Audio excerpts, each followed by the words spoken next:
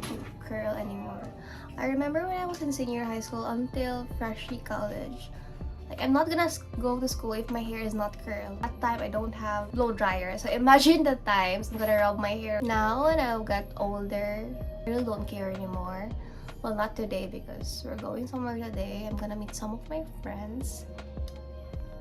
And I think I haven't curled my hair since, I don't know, forever. Kasi nga, I got a new haircut. And when my hair was long, okay, I just used to bun it up and then let it dry. Or I used to curl my hair without looking at the mirror. Yeah. Like, you know, things have changed now.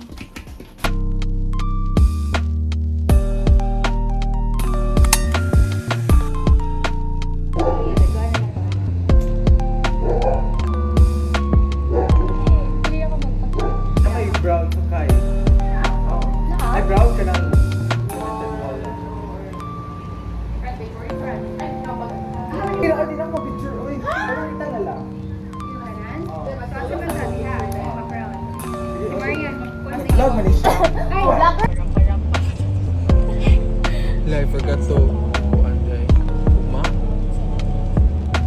Huh?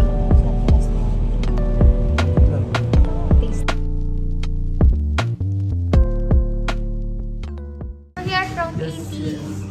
This is actually the cafe that we were working on during summer.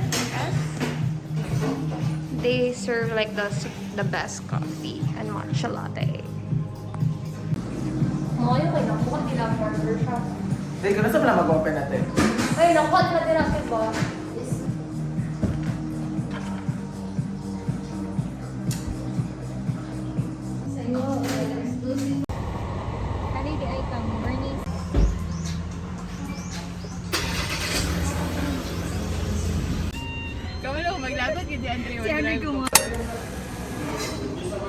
So, we are now at Thai Cafe. Ito na lang po na. Kapoy ka, oh yung ganito, rami sige lakaw. So, we're here for lunch.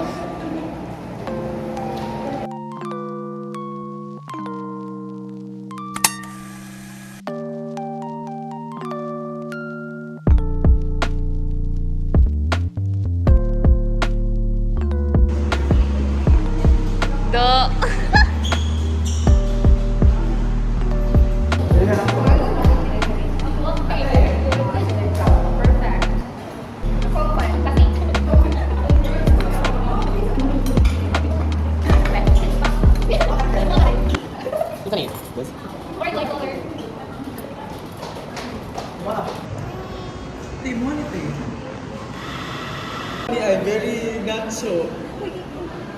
Uy, i-edit na akong liog. Ang diri akong problema, Jun. Manyanak ka mo ito mo. Oo. Hindi ka mag-gana ko. Ano ba? Mabay sa tandili? Lagi pero magpapin. Ay, mga tambal ko. Asan sa tandili? Dito sa ako natin pinaka-wifi. Panig ako sa pati. Hello. So we are so tired. We shoot at like 3 different places. Third layout. Dagan siya layout, so it's super tiring. And then right now we are here at 𝗀cie. It's owned by his friend. These are what we ordered. They ordered chicken biryani. Super messy. The weather is super weird because kanina is super sunny and right now it's gloomy. Parang it's about to rain. I don't think I can go home now kasi I think it might really rain so hard.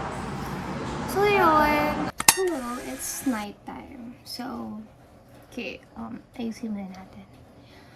Okay, so when I got home kanina, I immediately fell asleep. I did not remove my makeup. Anyways, yeah, right now I am removing my makeup. I did like super light makeup din naman since it's an everyday look, so I don't go full face because first I don't know how to do makeup properly. I'm still learning. Super tiring kanina. Although, na-happy din naman ako kasi I wasn't able to like hang with my friends. Ate Des and Ate Jenny, they're very like super energetic. Like, they very on the go. I was really happy because I finally got to go outside the house kasi since I graduated and I went back here in the hometown, I didn't really had the chance to parang like go around cafes, new restaurants. So yun, we went to 𝗀 and then I didn't vlog much na kasi we were really into the moment, like talking to people, talking to different people. Hindi ko yun nagagawa all the time. Kasi nga, I don't like going out that much. Kasi first, ang magasto siya and minsan din, nadidrain din ako pag maraming tao. So, yun, I like to stay in my room. Yun, also, tomorrow, we're going somewhere. I'm going to do food tasting with my friend. Yeah, mag-food tasting kami kasi nga, bago yung restaurant noon. And then, they were like trying pa on how people in the city reacts to it kasi it's a parang classy restaurant siya. Parang mostly talaga dito, yung na-tribe is yung pangmasa. Kasi mura. So that restaurant, iba yung target market niya. I'm just gonna finish up removing my makeup and then I'm gonna do my skincare cleanser lang naman. And then I'm gonna like watch Moonlight. It's the series that I'm watching right now. It's a Marvel series. And then I'm gonna go to sleep. Bye! So I honestly don't know if I'm doing all these things right. I'm just trying to like do things, and if I feel like I look good on it, I'm gonna. So these are the nails. They look ugly because I didn't prep my nails that much. Guys, so we're here at a new cafe. It's not really a cafe, but like it seems like it's like a restaurant here in our place. So it's called Out of Nowhere, and we were invited for the food tasting. Here's something a salad. Good. Pomelo salad. This one is pomelo. Oh yeah, kana pomelo. What you do po, I think dapat kayo, hindi pwede yung kamay ko. Okay. So, you have to squeeze the lemon out sa gambas, ha? Okay. And then, get the bread, put shrimp on it, then the salsa. What kind of bread is this? French bread. Maybe, gang kilawin. Marsha bruschetta. Yeah, marsha bruschetta. This salad, but if you like prefer sour, you have to try this.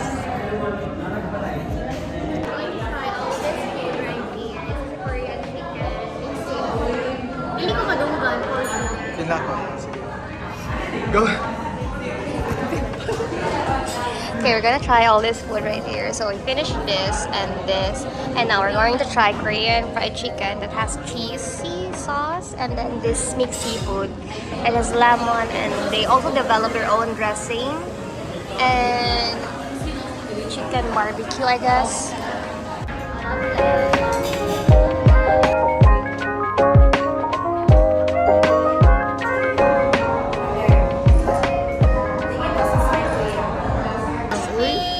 It's like a peanut butter inspired by ریز chocolate, and this one is mango. So this one is lighter than this. So we're gonna Go vlogger! yes. Gamay.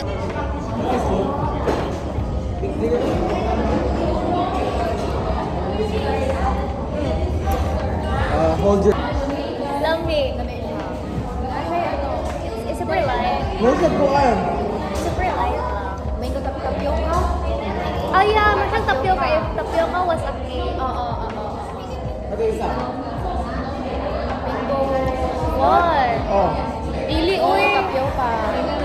Tapioca lagi promise.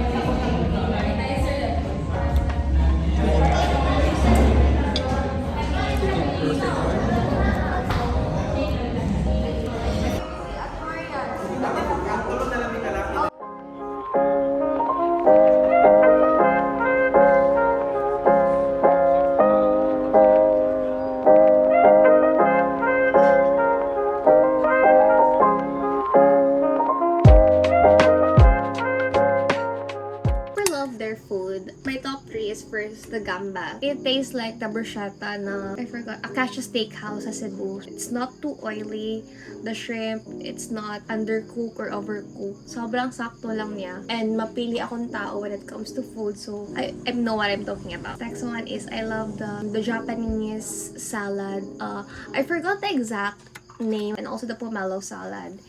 It tastes like manga 𝗀𝗵𝗶 but less spicier. Like manga 𝗀𝗵𝗶 is a marinao mango salad. So yun. We also have dessert. I like the mango cake kasi it's super light. In terms naman of ambience, ang ganda kasi nasa top of a building siya. Sobrang hands-on ng owner and sobrang knowledgeable ng chef nila. Chef always like parang talk to you, like inform you what is this dish. Even the waitress and waiters, yung staff talaga in general, sobrang accommodating and they really attend to you they have initiative. So you guys should visit out of nowhere. I'm super judgmental. I'm very picky with foods. If I don't like the food, I'm not gonna eat it.